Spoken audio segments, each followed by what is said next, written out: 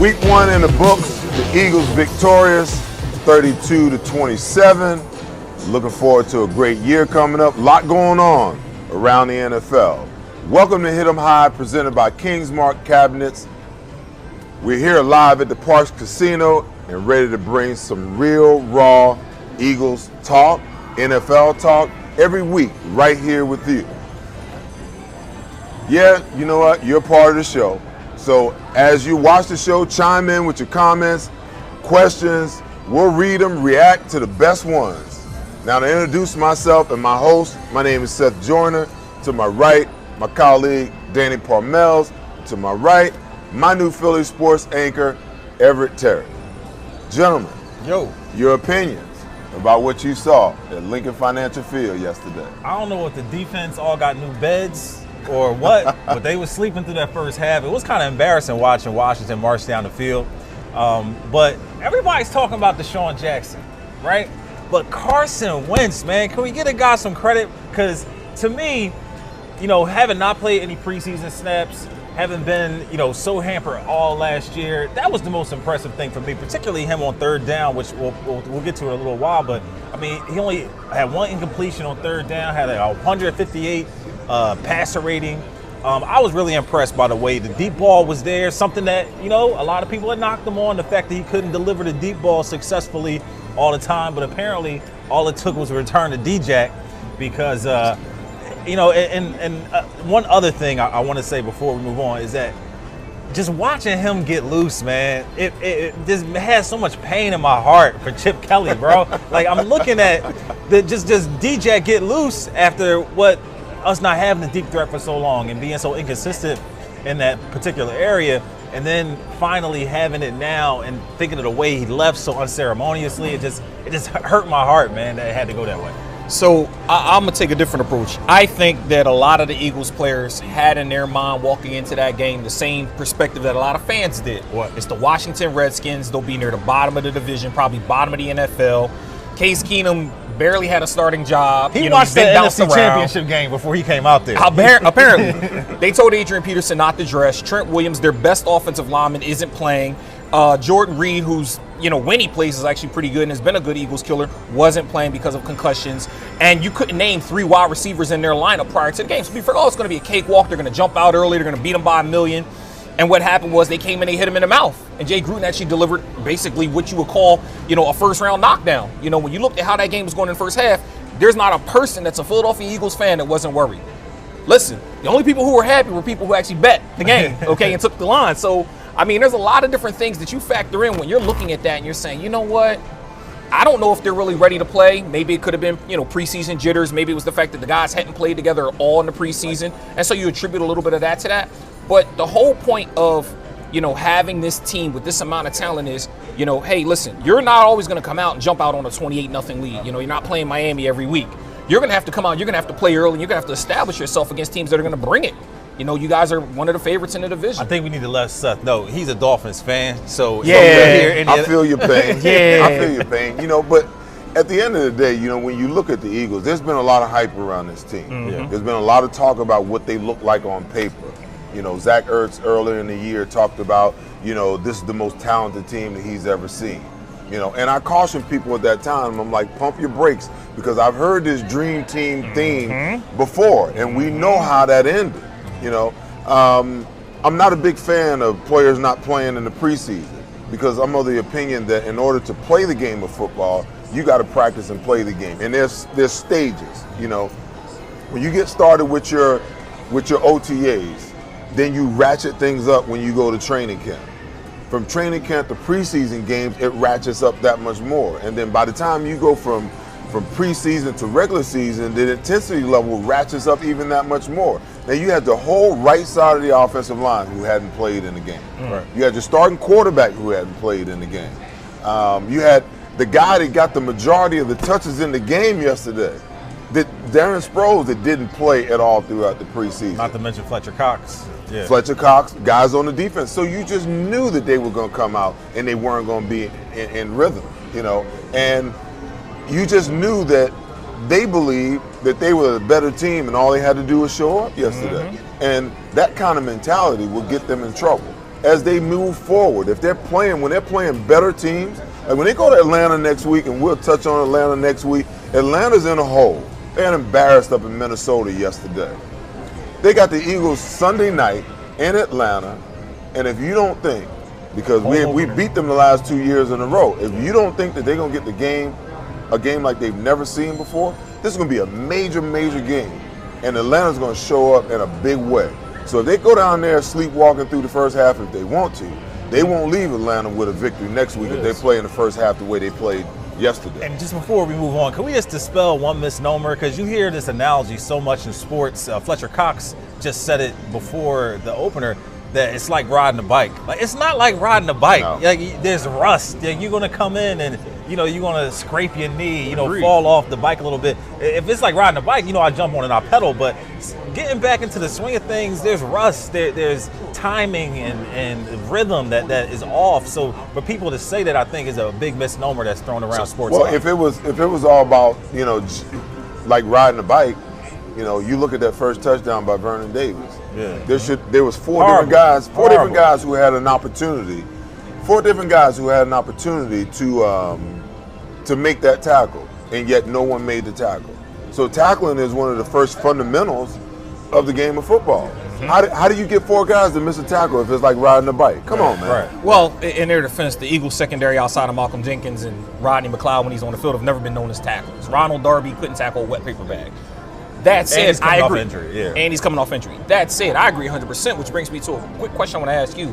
I understand you feel that all guys should play preseason, but what should the coaches – I mean, you see guys get hurt. You see guys go down and miss full seasons in preseason games that don't count for anything. What do you think the NFL's approach should be in order to kind of work around that so that they're not losing guys but still get them those reps? A lot of trending toward the joint practices, though. Right. Right. Yeah. There's a trend towards that, but my thing is, when you sign up for football, whether you're playing Pee Wee football or whether you're playing NFL football, you know what you sign up for. Mm-hmm. The occupational hazards of playing the game is there's a possibility that you can get hurt. And players understand and know that. Coaches know that. Nick Foles didn't make it through yesterday. Tyreek Hill. Yeah. Tyreek Hill didn't make it through. Mahomes was out for a little while. You know how many injuries there were yesterday? So you have protected all of these players throughout the preseason to get the week one and get them hurt. Okay? So my thing is, football is the type of game where you have to galvanize your body. You hit, you get bruises and bumps and whatnot, and what does it do? It galvanizes your body so that as the season rolls along, what winds up happening is when I get hit there again, I'm calloused. You understand what I'm saying? But when you're going to protect guys that way, yeah, they're going to have a bevy of injuries once the regular season starts because the intensity level and the adrenaline level is so high that the first time they get hit or they fall the wrong way, you got injuries on your hand. And you can't protect. You cannot play the game from a scared perspective. Right. The guys that I've always seen that play the game afraid of getting hurt, they were the first ones to get hurt. You got to play full speed. You got to play all out and realize that, at some point I may get hurt, but I can't do anything about the fact that if I do get hurt. And the ball has a way of finding you when you play like that in any sport, particularly in football. I'm curious, though, as we look at the game as a whole, you mentioned the touches Darren Sproles got. That was a big surprise for me, man, because I look at him, coming off multiple injury seasons where he wasn't able to finish. He got hurt in practice last season, but lo and behold, here he comes with 9 totes for 47 yards, 5.2-yard clip. But at the same time, Jordan Howard was at a 7-yard clip. Right. So the way the snaps were delved out, how did y'all feel about it? It surprised me, obviously. Darren Sproles got the majority of carries. I thought Miles Sanders would be involved more. 123 total yards for the team, but it surprised me. Well, I think, honestly, a lot of that is trust. Mm-hmm. So we know that Doug Peterson likes guys he can trust. Yeah. He trusts Darren Sproles. Why? Because he's been there multiple years. He knows the system. He knows the offense. Jordan Howard is new. Miles Sanders is a rookie. Well, Deuce Staley said he didn't expect it to go that way, right, but it just ended up the way it ended up rolling. Just the way plays get called. So I think seeing that Jordan Howard is a finisher, when the Eagles get in situations where they're ahead in games or trying to establish themselves early, seeing that Jordan Howard has a propensity to fall forward when he's hit, to make the first guy miss. Those are things that bode well. They haven't had that since LeGarrette Blount. That's the guy that they're going to go to the ball in those situations, and I think Miles Sanders will eventually become the feature back, the guy that they're going to use in more passing downs in situations like that. Did it surprise you week 1? Yeah, but understanding the situation coming out, just kind of wanting to get the feet under him, letting, Miles Sanders adjust to his first NFL game, seeing how Jordan Howard looked in the new offense behind an O-line he's never ran before. I guess maybe they just wanted to feel a little more comfortable, but I would expect that going forward you'll see more carries to both of those guys. I had a problem with the distribution. I had a problem with, how much Sproles handled the ball. Yeah. And I get it. They really didn't want to run the ball in the inside with the 2 defensive tackles in there because they probably felt like that wasn't where they were going to make hay. But the problem was, they were trying to get outside. So then Darren Sproles became the guy to get the ball outside. Right. But as the game went along, you began to see that once Allen got hurt, they were running the ball pretty effectively. Between the kid from Alabama. Yes. Yeah. Between the tackles, and it was problematic to me because, listen, I know you drafted Miles Sanders and you want to show and prove that, you made the right decision. Mm-hmm. But not 11 carries for 25 yards for 2.3 yards a carry, man. Not when you got Jordan Howard in the first half. You give him 2 carries and he's averaging 6 yards a carry, and then you come out in the second half. In the second half, he is just, every time he touches the ball, it's 6-7 yards, and he goes on a tear, and you get in the plus, and you turn around, you take him out, and you put the rookie in. What are you trying to do? Just for some perspective, Eagles 22 rushing yards in the first half, 59 in the third quarter alone. So there were some adjustments that they made, a more commitment to the run in the second half, and I think there were 2 plays in particular from Sproles and Sanders in that third quarter where they had a couple of gouge runs where they gouged the defense. But shifting away from the running game, someone asked me this question, and I'm curious, what your reaction is to it. If the Eagles didn't have Deshaun Jackson, would they have won that game? Like if it was the receiving core from left. So my first reaction to the question was, okay, well, who's stretching the defense? So right. Is Nelson Aguilar able to get behind the safety and catch those balls? Like, I don't feel as confident, although I've seen him do it. I see ET over there shaking his head. No, I've been saying for years that they have. So would they have won the game without Deshaun, you think? I think so. Okay. Listen, clearly, they're a better football team than the Washington Redskins. Okay. They came out sleepwalking. The Redskins was motivated. They made it a game. But the Eagles, in the end, showed and proved who the better team is. Okay. I've been saying for years that the Eagles don't use Nelson Aguilar in the proper manner. Okay. They put him in the slot after they got rid of Jordan Matthews. He's not a slot player. If you go back and you look at what he did at USC, he's always been an outside guy. He's got good speed. When they use him down the field, he's usually successful down the field. But they don't give him those types of routes. They put him in the slot, run him on bang 8s. Every once in a while, they got him running these stop routes. That's not his deal, man. That's not his deal. So while I'm happy to have Deshaun back, you still got another deep threat that they underutilize. I mean, and later on, I'm gonna break down that second play that Deshaun caught, that 53-yarder that he had for a touchdown. Nelson was wide open too, and they were on the same level now. So you want to talk about the speed that D-Jack got? There ain't no way you can tell me that they're on the same level if Nelson Aguilar ain't rolling too now. Well, ain't no way that Falcons are gonna let Deshaun get off. They're going to probably bracket him, so it's going to be Nelson. But that's the beauty of having a guy like Deshaun on your team, because he is a much improved wide receiver. Listen, when he left here, he was immature. Yeah. When he left here, he was a one-trick pony. He was either going to run a go route, a post route, or a corner route. Although he was fabulous at that. Yeah, absolutely. Right, and everybody knew that. Right. But when you look at Deshaun Jackson now, Deshaun Jackson is a complete wide receiver. He deserves a lot of credit can run for that. the entire passing tree. And because of the speed that he possesses, when he runs a 10-yard hook, when he runs a 15-yard comeback, he's going to be open all the time. And what that's going to require is teams are going to have to play man under coverage with help over the top. Now you got 2 on him. When you got 2 on him, what's going to happen? It's going to open up the rest of the offense across the board, and everybody else is going to eat big time. So that goes to my point. If you looked at a common theme amongst the games yesterday, speed receivers kill. It's an old Madden. Speed kills. It's still true today.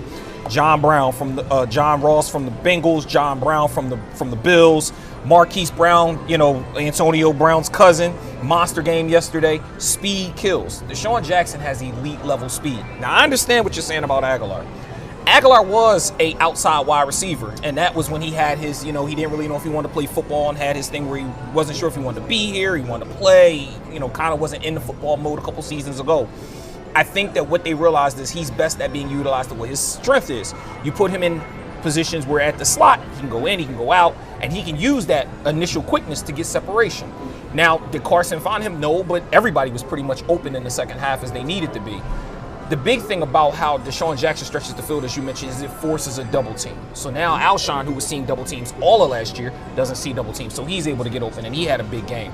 Zach Ertz, who was a key focal point of the offense, now is guaranteed that he's not going to see as many double teams, which means now guys like Goddard is going to get a one under, and he'll have an opportunity to make plays. So it's a lot of things that he just being on the field, even if he does nothing but run that go, does for the offense. And, by the way, if you can't put 8 in the box, a guy like Jordan Howard now can take advantage and have a feast because you can't bring that safety down. See, I'm of the opinion that Jordan Howard is the guy, man. When I look at him run the football, first contact, he's always going to make that first guy miss. That one guy's not going to tackle him. And the way that he runs, he's always falling forward. He's always plus yards. And to me, it allows them to get away from running those sideways running plays.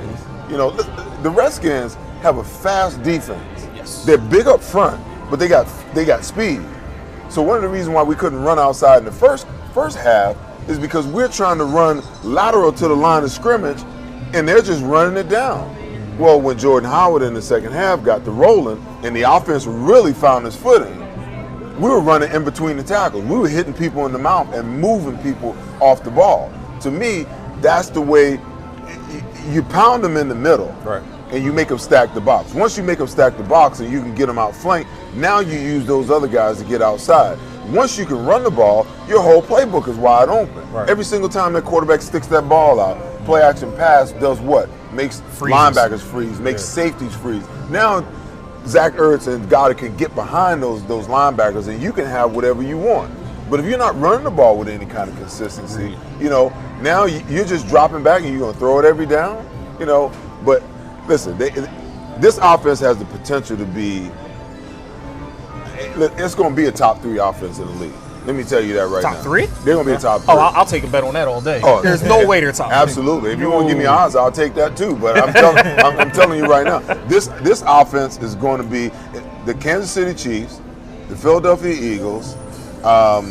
Don't say the Cowboys. No, not the Cowboys. And the New Orleans Saints. Yeah. Those are going to be the top. How are the New England Patriots not ahead of either? You see that finger right there? Nah, you see that finger right there? Second now, for sure. No, I'm not particularly in that order. I'm just saying top 3. But with the AB situation transpiring, listen, they're going to be unstoppable. And there it is. We already know Kansas City and New England are going to see each other in the Eagles are going to be unstoppable too. At the end of the day, they're going to be unstoppable too. But those are going to be the top 4 offenses in the league. And it would not surprise me one bit to see all 4 of those offenses set records offensively this year. Okay. Break records. Let's get some input from the people on Facebook. Vernon Ray has a question for us. Defenses are going to scheme to stop Deshaun, which we just talked about, because this Atlanta game, I'm sure they're looking at all that tape and making sure that he doesn't beat them. He wants to know who our go-to guy is then. Alshon, Ertz, the running game. Where do they lean on if Deshaun's not producing? Well, the beauty of having so many weapons is just like the Super Bowl. When the Eagles won the Super Bowl, I went on national shows and I was telling people the Eagles are going to win. They're going to win this game big. They're like, "You're crazy. How?" I said, because they've got weapons across the board. Most teams only have one big guy, one go-to guy. And what is Bill Belichick masterful at? Taking away what you do best and making you have to win with what you do least. Okay? I say he can't do that with the Eagles. Take Alshon away. What you going to do with Ertz? Take Ertz away. What are you going to do with Aguilar? Take Sproles away. What are you going to do with Clement? I said, so they have so many weapons that they're going to be unstoppable. And at that time, the New England defense was pretty bad. So when you look at this offense this year, it's going to be more of the same. Okay, you can take away D-Jack. Just like he said yesterday, Aguilar was a little down because his production, he didn't really do much yesterday. And he was like, dude, don't worry about it. It's all going to balance itself out. It's always that way. Because at some point in time, they're not going to let him keep getting off like that. Right. Sooner or later, they're going to lock him down. When they lock him down, that's going to open up opportunities for Nelson. It's going to open up more opportunities for Alshon. It's going to open up more opportunities for Goddard and Ertz and everybody else. So, in questions about what Atlanta's going to do, I think if you look at what Minnesota did well against them, for those who saw that game, Minnesota jumped out on them and literally it was a train wreck the rest of the game. But they established the run, and they established the run early and often with Dalvin Cook. The Eagles have a three-headed monster if you want to consider Sproles a part of that monster. And like you alluded to, running the football matters. Atlanta has a fast defense, but they're not guys that are going to beat you up with physicality. They're speed guys. Their edge rushers are speed guys. Beasley and those guys are very, very fast. So what do? You utilize that to get them in some over-pursue situations. You go right up the gut and you run right at them. This is where Jordan Howard should have a big game. Right. Run right up the gut and force them to have to change, and now you're going to open up the passing game. Because for the record, Kirk Cousins didn't throw 150 yards in the game, yet they won by 2 or 3 touchdowns. Why? Because they were establishing the run. Dalvin Cook had a monster game. Running the football is going to be what's going to be the difference in this game. I agree. The new NFL sentiment is not necessarily that. It's throw the ball often and early, get a lead, and run, get to your 4-minute offense. But when you're playing against a defense like that, smallish, I'm not impressed with that defense. Right. You run the ball right at them, hit them in the mouth, wear them out, wear them down, and then you can have whatever it is you want. Okay. Hey, listen, Hit 'em High is brought to you by Kingsmart Cabinets, your go-to team for kitchen and bathroom remodeling.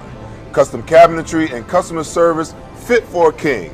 Visit them at kingsmartcabinets.com or follow them at Kingsmart's Cabinet on Facebook and Instagram. All right, so we're looking at the way the Eagles transpire, right?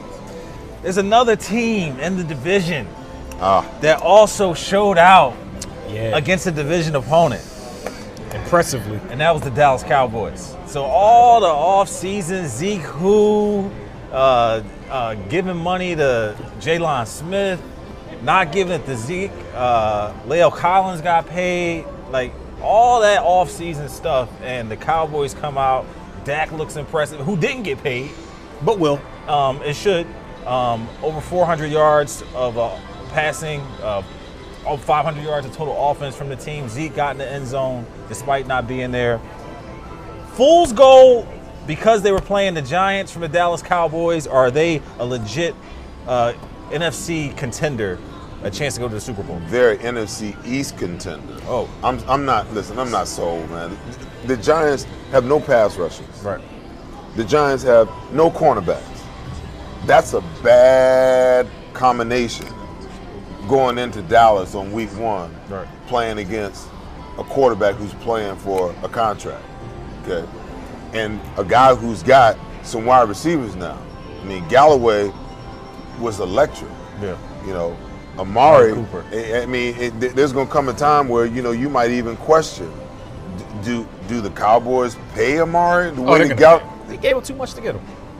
Do you pay him with all that you got? You got Randall Cobb, who had a big day, had a pretty good day yesterday. And now it seems like, you got everything that you need is right there. But at the same time, they're the Dallas Cowboys, man. They'll figure out a way. They will figure out a way to mess it up. Jerry and those guys, they always do. So fool's goal? No? Absolutely not. And here's the reason why. You can't say that the Eagles beat up on the Redskins isn't fool's goal, and then say the Cowboys beat up on the Giants. I know it said the Eagles beat up on the Redskins. I'm just saying you can't call one fool's goal without calling the other fool's goal, because they're both going to finish at the bottom of the division. Here's the thing you got to look at with Dallas. In terms of top to bottom skill positions, they match up very well with the Eagles. Quarterback, Dak actually is a little bit more impressive in his resume than Carson Wentz is if you look at the totality of his body of work. He has to deal with the injuries. So. Fair. Yeah. Ezekiel Elliott clearly is the better running back of the two.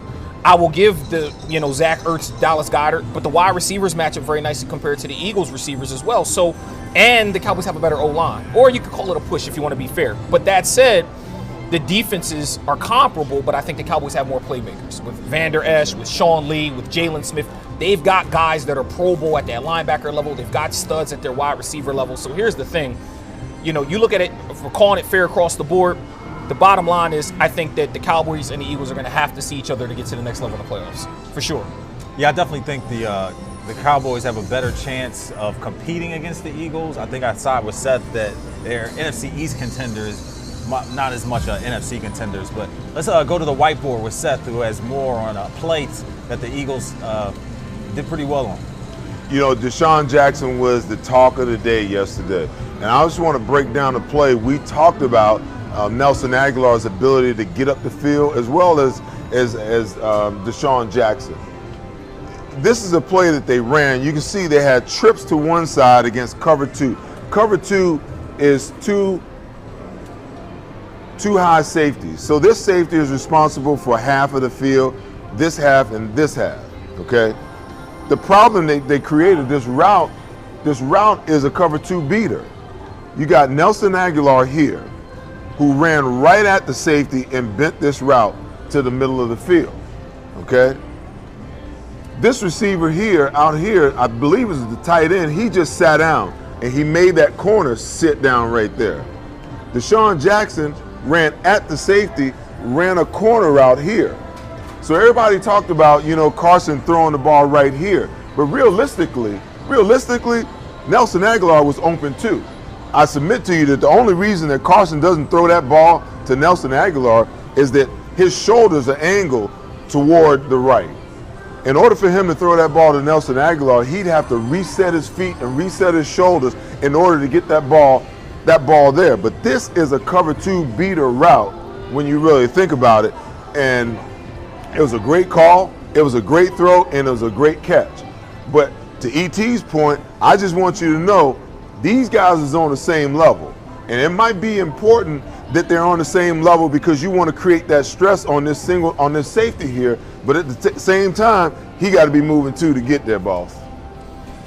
All right, so we talked about the Eagles. We touched on the NFC East with the Giants, Washington, as well as the Cowboys. But elsewhere around the league, there's a lot going on. And I'm going to bring up one point in particular that kind of frustrated me, and we did dabble on it a little bit. But looking at the Patriots on Sunday Night Football taking on these Steelers. Now, granted, Antonio Brown signed with them. He is not with the team at the moment. He is the second Oakland Raider to leave the Bay and come to New England, joining Randy Moss, who had a prolific couple years there in New England at Walpole at the practice facility there. But such a funny name for that little town. But, bro, they come out in 33-3, the Steelers, and they don't even need AB to do it. I'm just looking at them. Once again, it's the Patriots regime where they're dinking and dunking, and they're lulling you to sleep, and then suddenly they're popping it downfield. They're continuing to maul you with the run game, and it just turns my stomach watching them do that over and over again. The Belichick way. They're on this quest for 7 championships with him and Tom Brady. I mean, can you fathom what's going on there? I'm a Dolphins fan, and I've been waiting for his retirement day for 16 years, okay? They don't even need AB. They don't need him, and the thing is, I don't know if it was Pittsburgh was that bad or New England was that good, because they did it without, like you said, Antonio Brown, who's only going to make them more prolific. A guy like Philip Dorsett, who could barely make the roster in Indianapolis, comes to New England and shines. But the speed kills, like you said. Speed kills. And so, unfortunately, listen, I told people I didn't like Pittsburgh in the division this year. I picked Cleveland.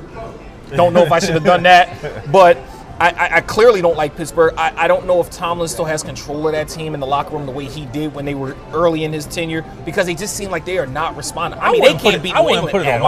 I wouldn't put it on Mike's feet. To me, it's more on Ben. I mean, when the offensive line, he's still running for his life back there like he has been these past couple, but he's not old enough to make the same plays that he could with his feet and arm that he did, earlier in his career. So I don't. Or it was James Conner. I mean, listen, he was a darling last year when they got rid of Le'Veon. Oh, we got James Conner, we're good. We don't need Le'Veon. Where was he at yesterday? What did he do? Juju. Everybody said Juju's ready to be a number 1. A lot of people drafted him in fantasy because of it, and Juju said, you know what? Maybe I was better off as a 2, because he clearly struggled getting what he was supposed to do. And granted, he was playing up against Stephon Gilmore, who's a good quality corner, but at the same token, Scottie Pippen play a little different when Mike not around. There it is. There it is. There it is. I will tell you guys this. I believe that the Pittsburgh Steelers went into this game yesterday and they were shell-shocked. Wow. They were shell-shocked. You want to know why? That's a lot to say for a veteran team. But I'm going to tell you why, though. Okay. They sat back all week long, all training camp, and they kikied and ha-ha'd, and they laughed at AB. A little karma? Okay? Karma. They laughed at him. They're like, look at this clown. Look at this clown.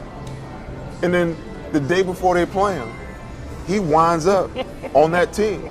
Now, understand, AB, when he decided he wanted out of Pittsburgh, he wanted to go to New England. Mm-hmm. There was no chance in hell that Pittsburgh was going to send AB to the Patriots. The Patriots offered a first-round pick. They wound up sending him to Oakland for like a three. Third, yeah. Okay, so why wouldn't they have made that trade? Because they couldn't beat New England with AB. Right. How are you gonna beat him with him on there now? You understand what I'm saying? Right. So at the end of the day, And the whole offseason to get acclimated. at the end of the day, all the laughing had stopped. They were shell-shocked. They could not believe that this guy had figured out a way to navigate not being traded to New England, get himself out of Oakland, and get himself to New England, think even though he wasn't playing. His presence impacted that whole team like that? Man, listen, there's no doubt about it because they've been running their mouth. Right. Okay? Everybody been running their mouth. Right. Oh, we don't need Le'Veon. Oh, we don't need AB. Well, last year you found out Right. In a that as hurry. good as James Conner was, by the end of the season, when you got to the playoffs for that one game that you got run up out of, okay, that James Conner ain't Le'Veon Bell. We agree. That's the first thing. Okay. And he looked good yesterday too. And later on. yesterday, hands galore. Yesterday, Pittsburgh fans found out, just like Ben Roethlisberger found out, that Juju Smith-Schuster ain't AB. Okay? So all that you've lost, all that you think that you could be, now all of a sudden you're starting to realize that you've been lying to yourself.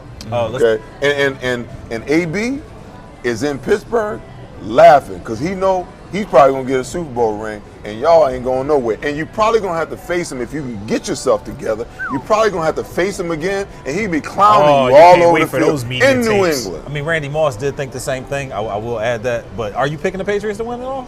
Listen, man, ain't nobody stopping that offense, man. Ooh. Nobody's stopping that offense. Man. I'm telling you right now, Bill Belichick is light years ahead of everybody else. Okay, he's playing chess, and the rest of the NFL is playing checkers. Okay, now. I will give you this. Kansas City has the ability. Tyreek Hill can get back and be 100%. Shady had a halfway decent day yesterday on a short week. Sammy Watkins just lit it up. Mm-hmm. You know, so that's the team that had New England on the ropes last year. You know, I mean, if D4 don't jump off sides in that playoff game, we got a whole nother Super Bowl champion. We agree. But right now, Bill Belichick gonna find a way. You know, you got a guy like Tom Brady who is, for the most part, you know, he said, why would I retire now when I got the answers to all the tests? Okay. He's like, when you watch him play, he don't take any hits. Nope. He don't take any unnecessary blows. Nope. What does he do, man? If it ain't there, he throw it away. Hey. If a free runner comes, he just lays down and take the sack. He ain't trying to scramble nothing. Right. He's like, we'll make it up on the next series. Don't throw him the football. That's all. And you know we got to do. We got to stop hating on the Patriots, man. Listen. Who is we? I hate them. They're hateable. They're hateable. We don't have to say nothing. Let's just realize. Let's observe and appreciate greatness. This is the LeBron argument. Because what you're seeing in New England, you'll never ever see again. That's why I don't like them. That's why I don't like them. Because I feel like they skirt the system in a lot of ways. Everybody does. What? They don't for the flaunt first it in 2 or your 3 face, seasons. though. Stop it. I'm tired of all the rub routes. Let me ask you a I'm tired question. of all the little pick plays. They're not doing anything that everybody else don't do, man. Everybody's doing it. just When do the it offensive coordinator standing on the sideline and he's making this play call and he got his card up over his mouth, why do you think he got it up there? Because teams hire lip readers to steal, man. The Patriots were the first ones to do it with videographers. They were doing it when I was playing. I retired 20 years ago this year, okay? They was doing it when I was playing. I'm telling you right now, guys, teams are looking for an edge. And nobody would have ever known that the Patriots was doing it if it wasn't for a little rap. So he's on the staff. He gets the job at the Jets. He goes to the Jets and he's like, Bill, I know you're doing it. I know what you do. Just stop it. So he rats, puts it out there, Okay, and then after he got fired, he ain't had another job. Man, say his name, Mangini, Eric Mangini. I'm not worried. I'm not worried about him. But D, my point is, everybody does it. Okay, everybody does it. You know, why do you think that they put the mics inside the helmets for the linebackers now? Because defensive coordinators were over there giving signals, and they had somebody with binoculars over there stealing the signals. So by the time you get to the second half, they know you know what the signal, you know what the plays are. Right. You know. So listen, if you ain't cheating, you ain't trying. And cheating ain't necessarily cheating in the sense of, you know, you trying to take something from somebody. Right. What you're doing is you're looking for a competitive edge. I appreciate the fact that they are prolific and they have been the standard that all NFL teams should be measured by with many wins that they had. I enjoy seeing them lose, though. I'll just always enjoy seeing them lose. There's no doubt about it. Is that hating? Is that hating? No. When they got decimated, when they got blown out the first game of the season last year, and everybody was like, rejoicing. the evil empire has finally fallen. I'm like, y'all are crazy, man. Come on, if you think a Bill Belichick, Tom Brady team gonna go out like that, are you kidding me? You know, but it's okay. It's okay to root for them to lose. But my point is, no matter how many Super Bowls they win, if teams can't figure out a way to stop them, if they can't figure out a way to beat them, if they can't come up with remedies for what they do, you know, then all you can do is sit back and appreciate their greatness, because it is greatness. You know, Tom Brady takes what the defense gives him. He doesn't force anything. Yeah. Okay? He'll take 5, he'll take 3, he'll take 2. They'll run the ball, and that's the other thing. He's done it with so many different personnel members. Sonny Michel did nothing yesterday. Brandt, Nothing. And a lot of, because you know what? You never know who the guy's going to be. James White is the guy. So every week they're going to give you a different guy to have the game plan for. But my thing is, it's like people don't realize they run the ball a lot. Yeah. They run in the Super Bowl. They ran the ball 35 times, and they threw it 38. You talk about balance. So that just blows that whole concept that, you know, you got to throw the ball early and run the ball late, because they didn't run it late. No. They didn't score until like in the fourth quarter. They gave them the touchdown that really sealed the game for them. You know, but man, he takes what they give until he forces your hand, and once he forces your hand, then he realizes, you know, hey, I got the matchup I want, and that's when he strikes.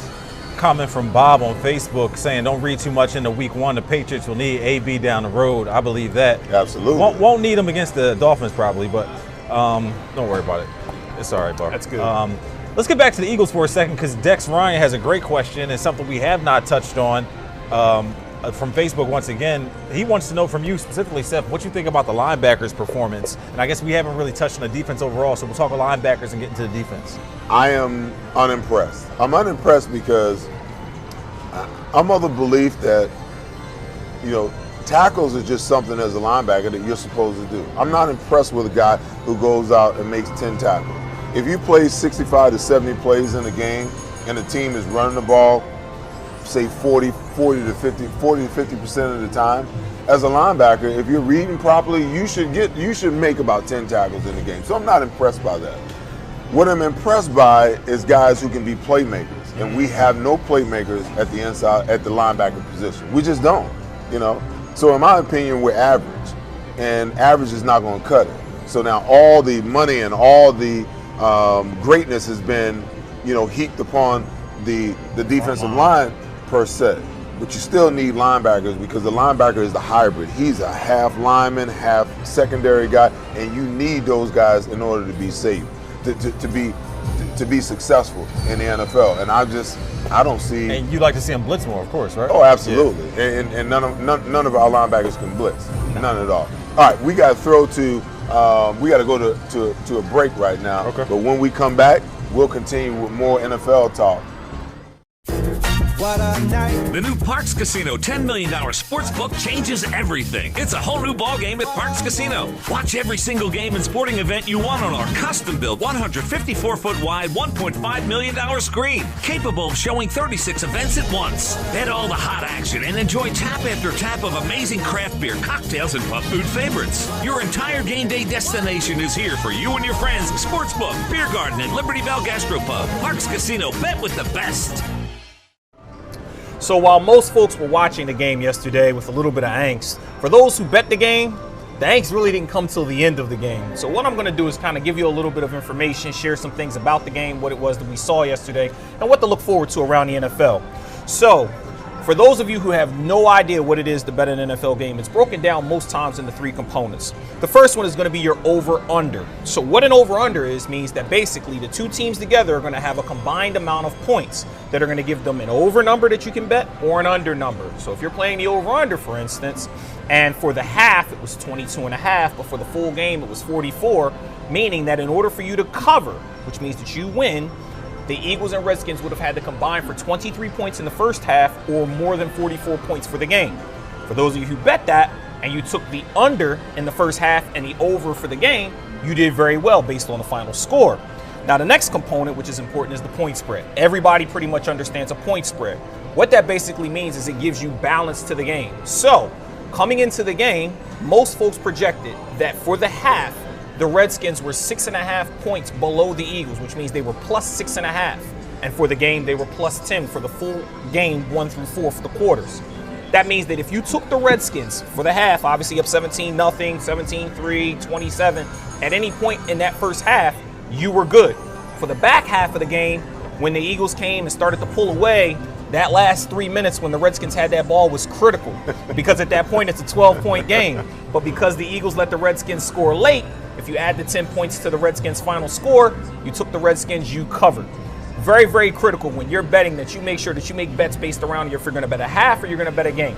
The last component is the money line. So the money line basically means that if you're going to bet $100, okay, what your money is that you will win. So for this game particularly, for the Eagles, if you were looking at what the Eagles game was, it was $2.25 for the half, and it was anywhere between $4.40 and $5.60 for the game. So, in other words, if you were betting on Washington and you won for the first half, you won $2.25. If you bet the Eagles, obviously you were behind, you lost.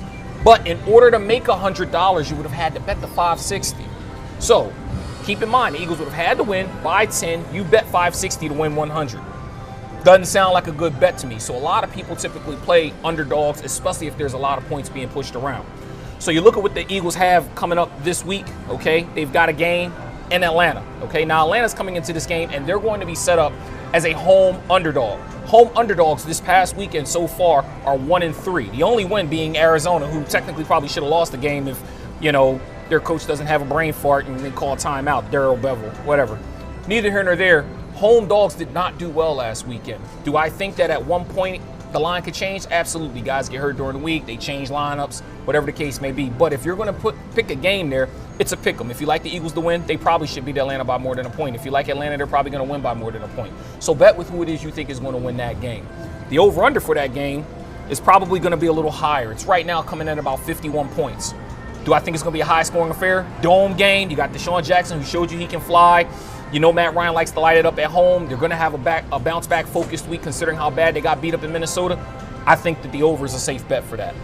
Either way, I think no matter which way you play, just make sure you understand what you're betting and how much you're putting in. All right, so we appreciate you guys tuning in. Please continue to comment and share this broadcast as we kind of come to a bit of a close here because there are a few more points we want to get to, but we're looking forward to this Atlanta game.